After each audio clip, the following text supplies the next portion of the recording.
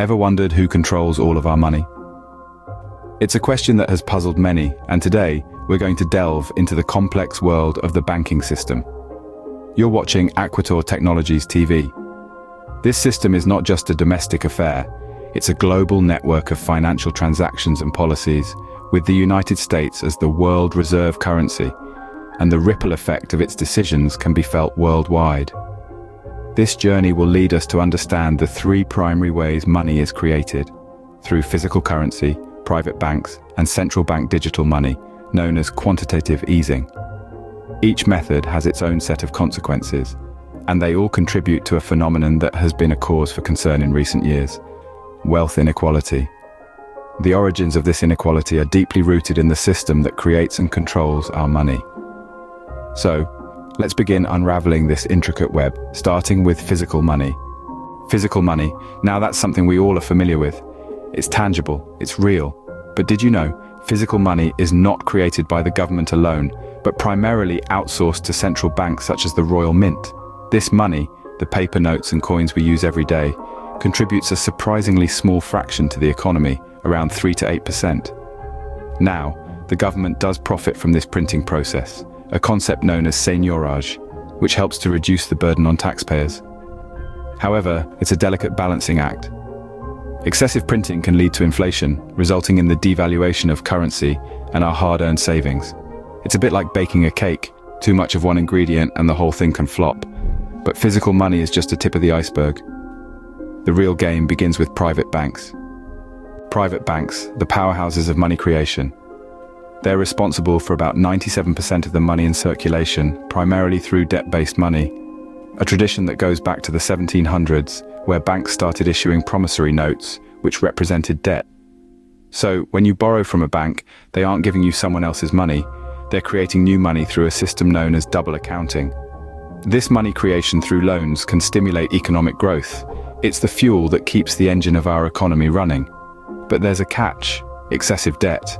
Too much lending can lead to systemic failures. Remember the 2008 financial crisis? That was a stark reminder of what can happen when the system gets out of balance. But don't fear, the world of money creation is not just about debt and private banks. And then there's a new player in town: central bank digital money. Enter quantitative easing, the new form of money. This financial innovation is the brainchild of central banks worldwide and first saw light in the land of the rising sun, Japan, in the year 1989. In essence, quantitative easing, or QE as it's often called, is a method by which money is created out of thin air, with the central banks issuing loans directly to financial institutions, corporations, and sometimes even the public. Picture it as a waterfall, cascading a torrent of fresh money into the economy. But as with anything that seems too good to be true, QE comes with its own set of strings attached.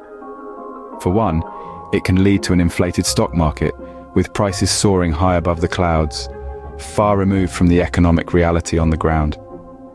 But what does all this mean for wealth distribution? As money flows, so does wealth, but not in equal measures. The banking system we've examined has profound consequences. The most glaring is wealth inequality.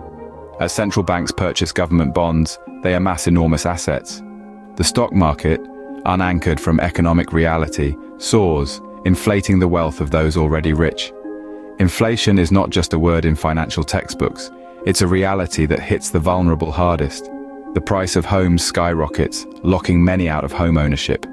Stock prices balloon, but only those with surplus income can invest.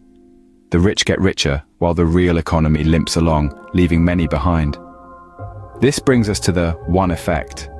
This is the principle that the early recipients of new money, often those already wealthy, enjoy significant benefits, leading to wealth concentration. It's a snowball effect that exacerbates wealth disparities. In the face of these challenges, what can individuals do? In these uncertain times, diversification could be the key. As we delve into the complexities of the financial world, one must understand the potential benefits of diversifying one's assets. It's not just about stocks and bonds anymore. There's a vast universe of alternative investments that beckon the discerning investor. Take, for instance, gold, an asset that has stood the test of time.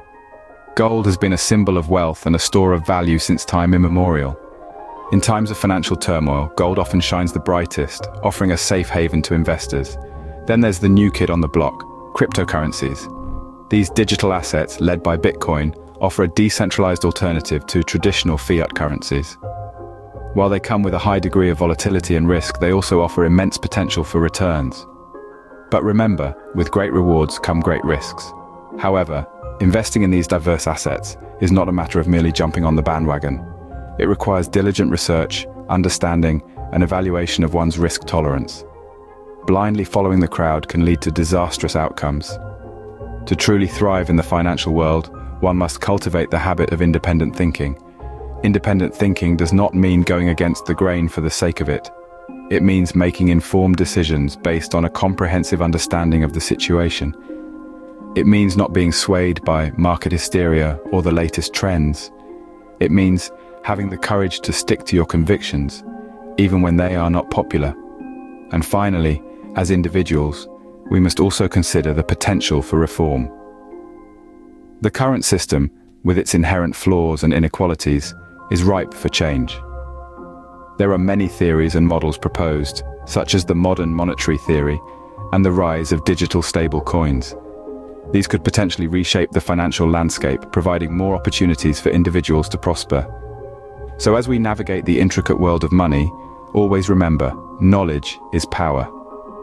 This power, when combined with diverse assets and independent thinking, can unlock the door to financial success. The video concludes with a reflection on the systemic issues and potential reforms. Remember to like and subscribe to Aquatau Technologies for informative videos like this one. Until next time we meet, stay informed.